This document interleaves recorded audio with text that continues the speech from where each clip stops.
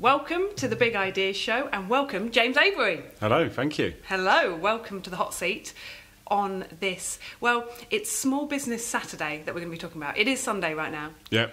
But we're talking Small Business Saturday, aren't we? We are, yeah. A topic close to your heart. Yep. Being the manager of the Workshop Folkestone, right? Yeah, exactly. Yeah, it's a really exciting day for everyone in here, all the businesses here. Yeah, definitely. We're going to be chatting more about that after this time.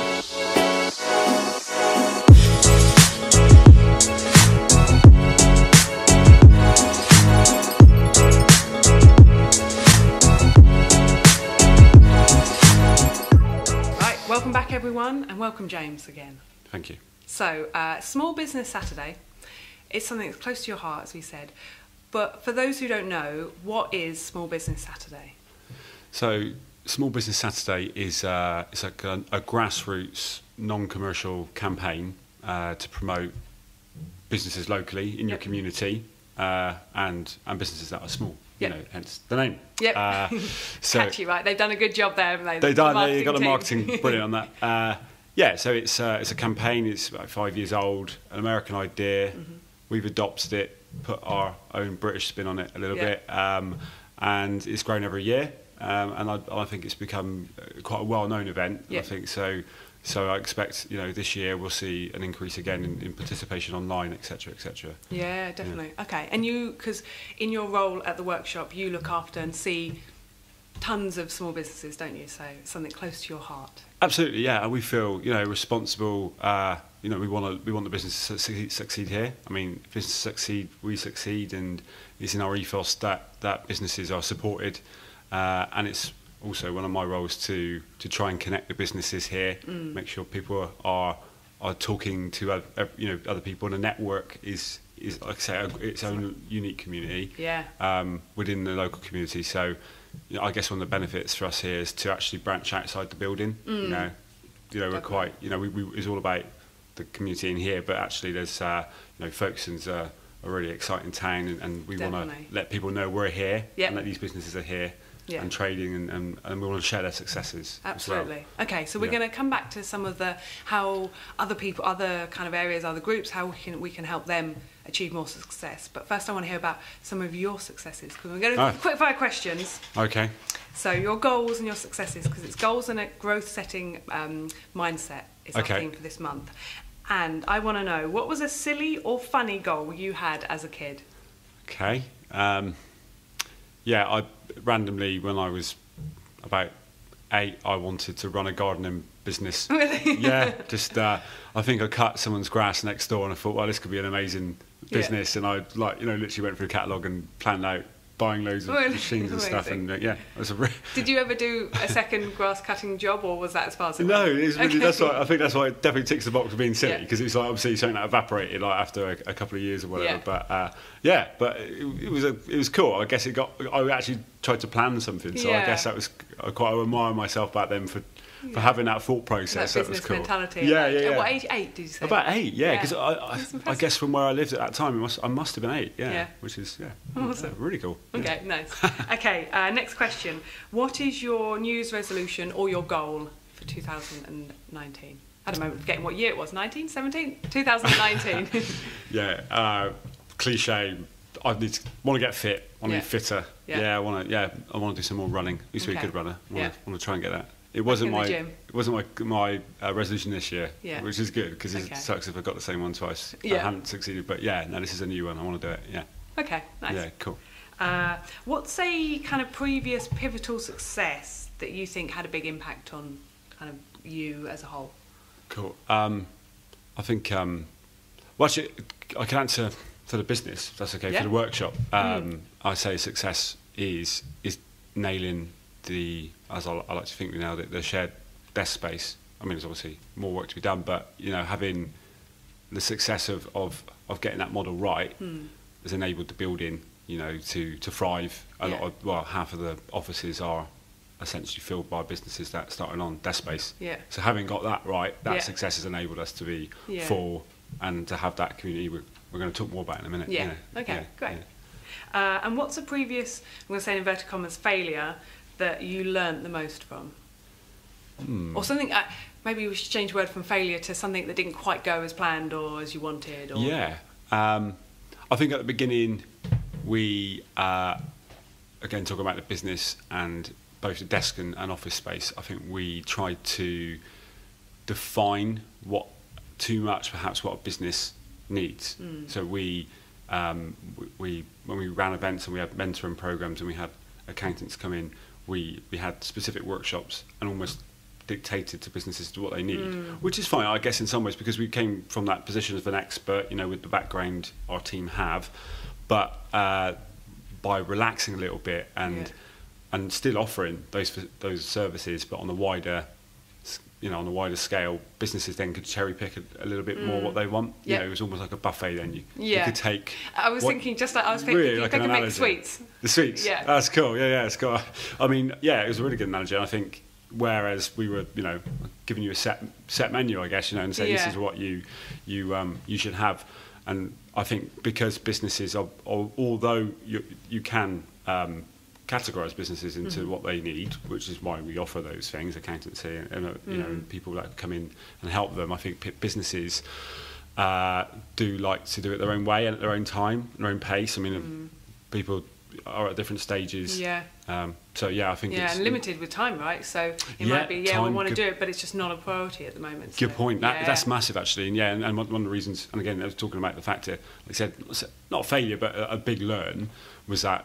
Yeah, you're right. Business. We put something on, and actually a lot of people wouldn't attend, and we're like, but businesses need it. I'm surprised why wasn't anyone there. It was quite, now looking back, it's quite perhaps naive, but again, it was a learn. It was a bit of a journey, and now I think we've got it right because everything we put on is well attended, and people benefit from that. Okay. So cool. I'd say that was a good one. Good stuff. Right, what's your key to success if you were to summarise it? My key to success is.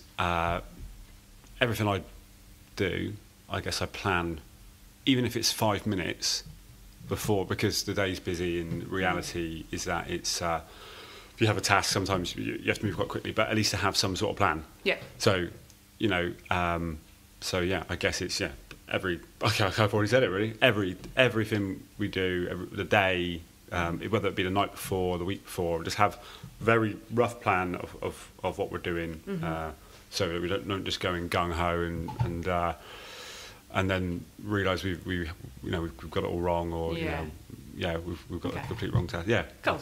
Good. Cool. And who would you like to thank for like a lesson, support, advice? Someone who's been there, kind of that helped you. Cool. I say you, Lou. Aww. Yeah, cool. I know, how cringe. But no, I say the support, certainly with social media and trying to get some enthusiasm going through the building. So go.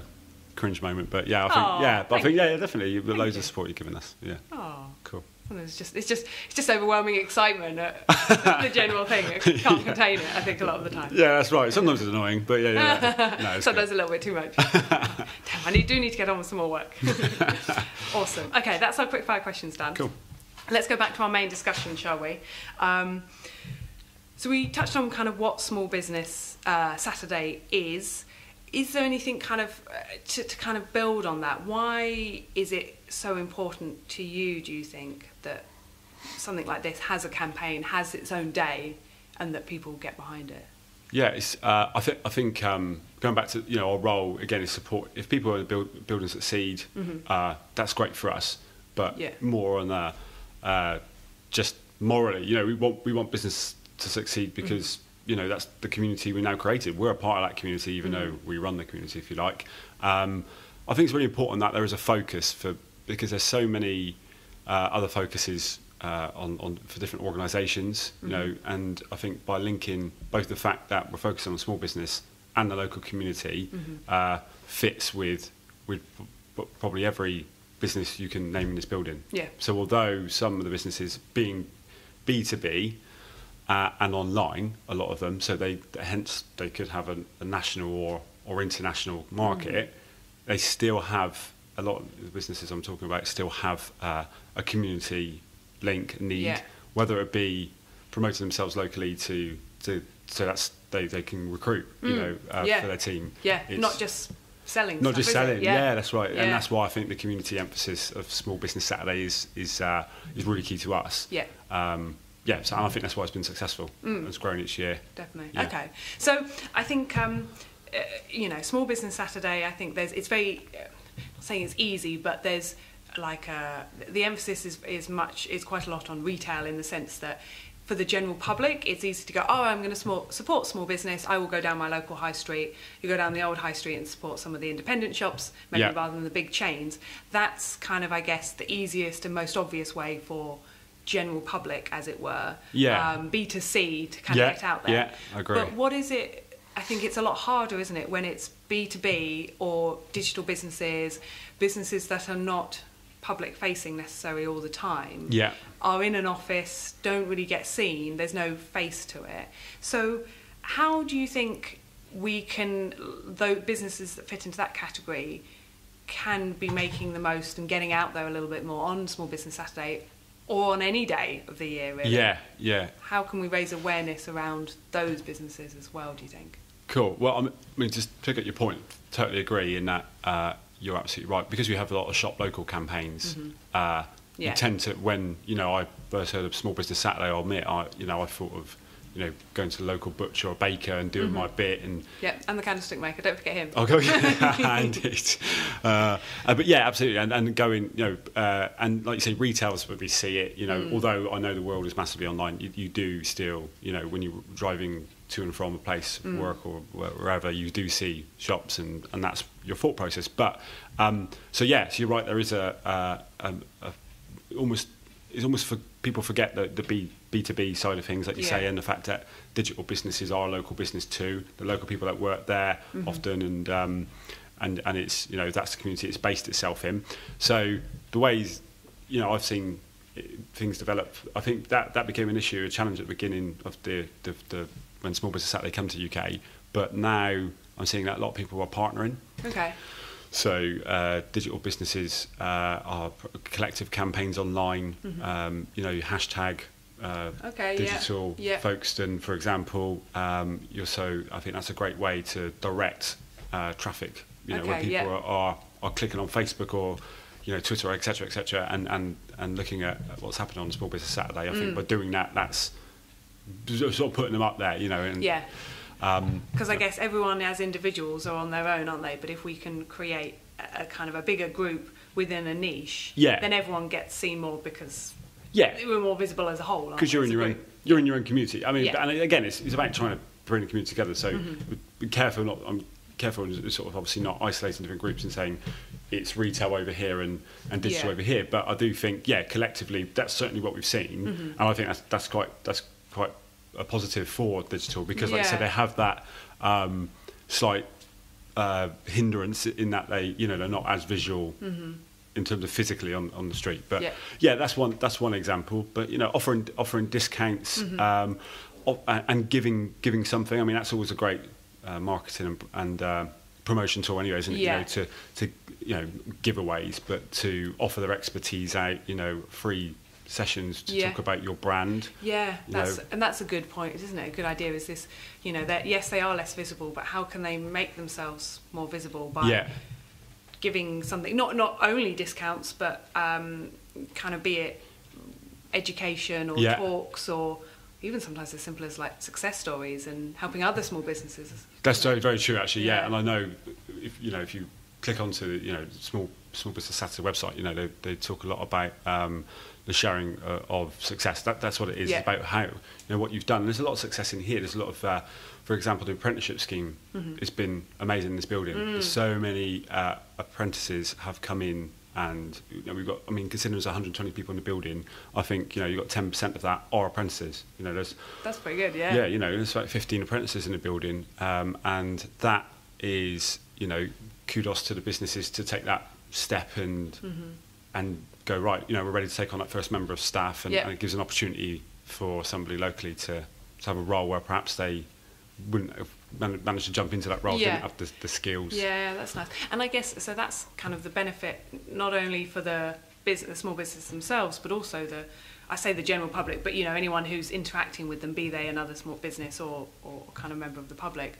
by interacting with them, that you might realise that, oh yeah, there is a apprenticeship opportunity available, rather than thinking, oh well, the big organisations haven't got any, so I'm not going to get an opportunity. There are tons of small businesses that are probably looking, aren't they, for staff, but just that lack of visibility means that they'll struggle, and the people on the receiving end don't get that opportunity. Exactly, and I think you hit the nail on the head. It's not all about selling; it's about awareness. And I think by the gains a business will get, obviously it will be great for their own brand that they are thought of as a bit of a go-to when another company is thinking about branding. But we know that in any community, having that pool of talent is going to keep businesses there. So if we can be seen to be encouraging employment that way, then that's going to help in the bigger picture. Is there anything, like, I think being in a co-working space where there's lots of other businesses, it obviously makes it really great and much easier to interact with other businesses, and like we said, B2B, that small business A will help small business B and vice versa, and they'll all kind of share expertise, right? Professionally.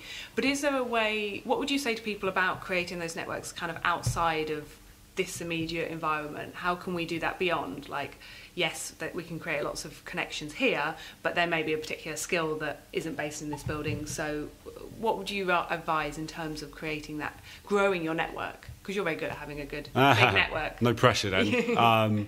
But I mean, so like you said, we've definitely got it right here, I think. I mean, we've certainly encouraged tenants and residents from in here to go to wider networking. There's so many networking groups in any community now. Folkestone has a number of them. So the digital scene in Folkestone is huge.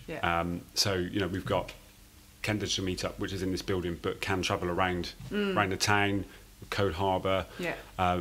So I think there's a more creative one. What's it called? Kent Creative Meetup, which is kind of that crossover of kind of photography, artists, designers as well. That's brilliant. Another one. That's great. And so I think events is one way, so that gets people out and about. But it is about online. I mentioned the hashtag earlier. Small business Saturday. Having hashtags for smaller communities. Starts those conversations and with each other, people within that hashtag, and like you say, other businesses perhaps with a need. So I think that's two great ways to do that. But I mean, one of the things I think, obviously, Small Business Saturday is a day. It's on for that Saturday, but we try to create that all year. And it's and that's the aim, right? Is to when you go out. I mean, there's a lot of these types of days. I mean, because I'm a football fan, I have to mention an analogy with football. When England play, Premiership games are cancelled, so there's non-league Saturday. And I think that creates awareness. So you see a spike in attendances in non-league football, but they won't survive. They only benefited for one day. So it's people are then aware that there's a local team that they should go along and support for the rest of the season. I think there is definitely an analogy there with what this is trying to achieve.